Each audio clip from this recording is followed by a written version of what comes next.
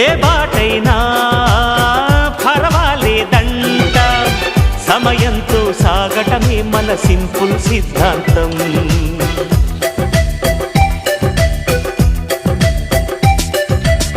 చిరుగాలికి పరిమళమిచ్చే సిరిమల్లెల వనమై ఉందాం, గగనాన్ని నేలను కలిపే హరివిల్లుల బంతెన అవుదాం.